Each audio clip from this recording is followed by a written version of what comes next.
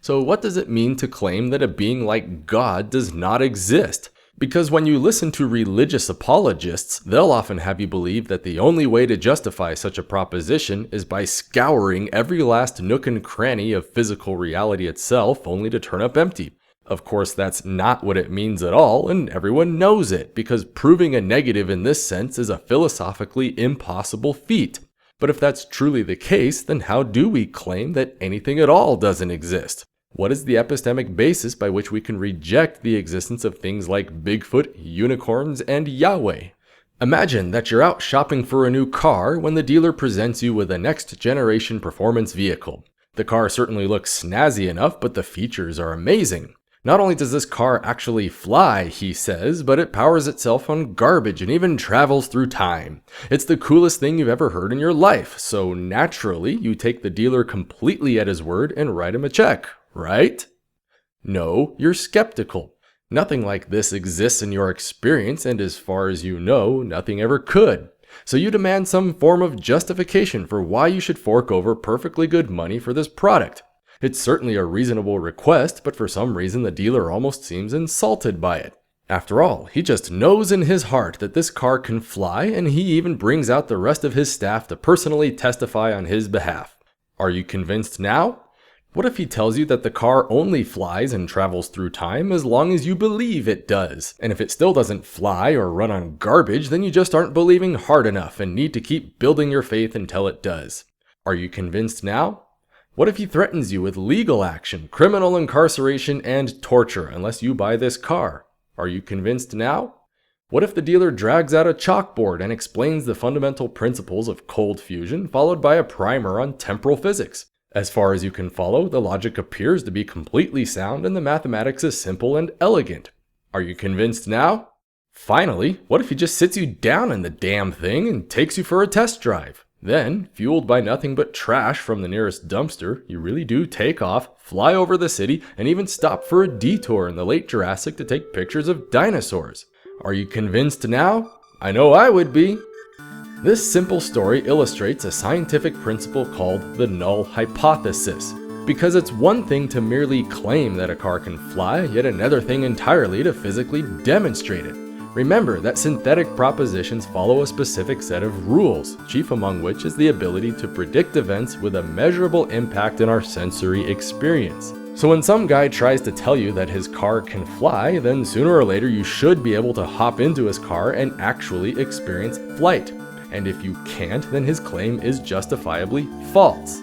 But notice how there's an intrinsic epistemic disparity between the positive claim and its null, because the claim that a car can fly carries with it a series of predictions about our actions and their ultimate consequences in our sense experiences. But the claim that a car cannot fly carries no predictions at all, other than the continuing absence of any particular manifestations. The physical expectations of the null hypothesis are therefore immediately satisfied by default without even lifting a finger. That's why the burden of proof always lies with the person making the positive claim and never with the person who rejects it. It's important to realize that this is more than just some passing philosophical nuance, but a very real, practical principle that governs all of our daily lives. It's the reason why suspects in a criminal court of law are always legally innocent until proven guilty. It's the reason the United States has yet to invade Canada in a preemptive strike against their secret radioactive doomsday machine. It's the reason why nobody has ever attempted to appease the flying space monkeys from planet Neptune. Absence of evidence really is evidence of absence, and anything claimed without justification may be immediately rejected without argument. So unless Christians learn to back up this God thingy of theirs in the form of a predictable sensory manifestation, then any arguments they have to offer are already wrong before they even begin.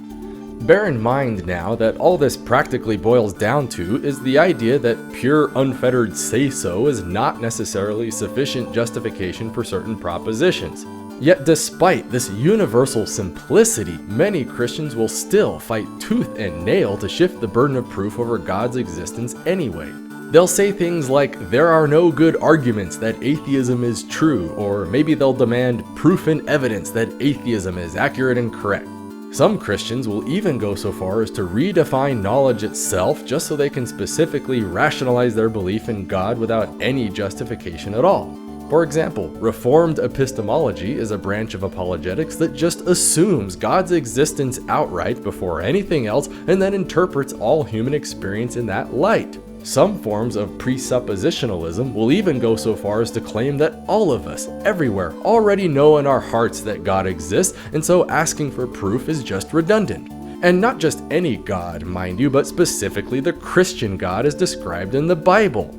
It's a blatant admission that their belief has no demonstrable impact on reality, so they have to invent a whole new set of epistemic rules just for themselves, just so they can keep on believing anyway. So, all things being equal, the mere lack of evidence alone is already perfect justification for the strong assertion that there is no such thing as God. By definition, things which don't exist don't manifest in our sense experience, while only things which do exist eventually might. But religious apologists have a remarkable habit of failing on every conceivable epistemic level you can imagine. Because it's one thing to assert the existence of things that might be real, like a powerful personal agent with a vested interest in human affairs, but another thing entirely to believe in things that absolutely cannot be real, like an omnipotent, omnibenevolent being that necessarily exists outside of space and time. For instance, let's consider the idea of omnipotence, which is usually defined by the infinite potential to do literally anything. Alright, so if God can do anything, then let's see God create a rock so heavy that even God himself cannot move it. I know that I can personally perform this task on myself just fine, so why is it so hard for a deity? Or better yet, can God create a creature that God himself cannot control? How about if God creates another omnipotent God and then beats that God in an arm wrestle? No matter how one answers, there have to be things outside of the ability of an omnipotent being. This illustrates another fundamental epistemic rule known as coherence, the idea that whatever properties you assign to something, those same properties cannot lead to any annoying contradictions. A classic example of this is the idea of a married bachelor. By definition, a bachelor is already unmarried, so anything that happens to be married is automatically no longer a bachelor.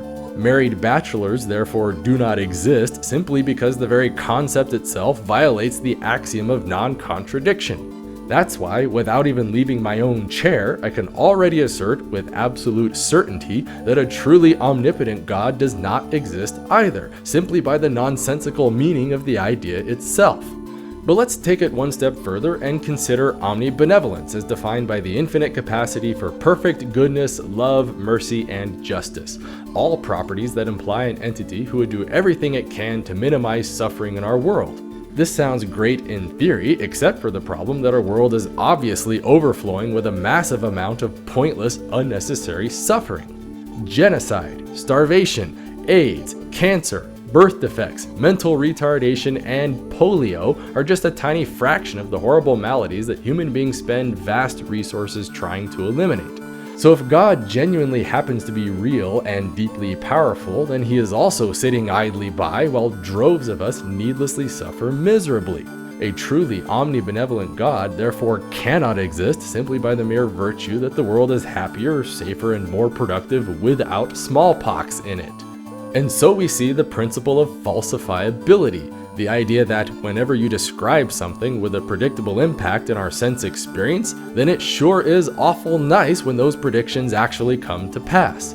Remember that our only connection to the external world is through our senses, which are fundamentally detached from any true underlying perception of the universe. That's why we cannot deduce reality in the strictest sense, but only make inferences through logical induction. It's a basic limitation on knowledge that nature forces us to live with, yet Christian philosophers will actually fight against even this. They'll claim that induction is unreliable, or that it assumes a uniformity in nature, or that it's circular, or whatever. But of course, they've got it all wrong again. By definition, induction is simply the process of forming generalizations about sets through a limited sampling of subsets. Justification for this process is then found by examining the two epistemic possibilities. If incomplete samplings of a particular subset are indeed indicative of the behavior of the whole, then induction will lead to a correct belief in the form of predictable consequences. However, If the subset is not indicative of the whole, then sooner or later any beliefs based on induction will lead to failed actualization of desired outcomes. In other words, when it works, and when it doesn't, it eventually lets you know. Logical induction, by its very nature, is therefore self-correcting. All it takes is the intellectual honesty to admit when our conclusions are wrong so that we can modify them in the face of new information. This is exactly why fallibilism and falsification are such integral aspects of the scientific method. In principle, both true and false beliefs can have the power to guide our actions toward desirable outcomes, but only false beliefs have the potential to ever periodically fail in that goal. Honest people embrace this, which is why honest people can actually be swayed in their beliefs by the introduction of new facts and evidence. But religious apologists are not honest people because they come from a position of absolute, unwavering certainty. That's why so many Christians cannot help but constantly bash on science at every turn, because science itself carries so many epistemic rules that Christians are not allowed to exercise on their theology. So let's be generous and assume that God is real and wants us to know about it. What could he do to effectively demonstrate his existence? In principle, this ought to be trivially easy. Maybe God could appear to us in distinct physical manifestations and personally share his uniquely profound wisdom in our daily lives. Maybe God could answer our prayers by performing distinct acts of healing with no natural counterpart. Maybe God could sign his name in the moon or encode his one true scripture into our DNA, something that could only be explained if a powerful, personal agent were taking a vested interest in human affairs. But instead, what do we really have? We have a bunch of jumbled storybooks riddled with known corruptions and inconsistencies. We have the dogmatic assertions of hack philosophers and theologians who abjectly refuse to ever recognize or correct a single error from their beliefs. And we have a bunch of mutually incompatible denominations all claiming to represent the one absolute truth, yet continually diverging further apart with every passing generation. In short, we have exactly what one would expect from a purely cultural phenomenon of human making. This is all it means to hold a strong atheist view, because even if some human concept of God actually turned out to be real, then it necessarily follows that all the other thousands upon thousands of gods from human history are unquestionably false. So obviously, it's perfectly normal for human beings to invent entire religious traditions out of whole cloth, since any assertion of one is already an implied rejection of all others. But it's a simple fact of logic that, while they cannot all be true, they certainly can all be false. Consequently, the only meaningful distinction between an atheist and a Christian is that atheists simply go one step further by including Yahweh in that long list of gods that certainly don't exist. Any moron can claim that God is real, and any moron can rationalize that claim under a cloak of convoluted rhetorical arguments, but only a true and living God can exclusively demonstrate himself in the form of a predictable sensory manifestation. And if apologists would just fulfill this one simple criterion, then virtually everyone on earth would be more than happy to believe in God and convert to Christianity. But until this happens, we are all more than justified in cutting to the chase by declaring openly and proudly that God does not exist.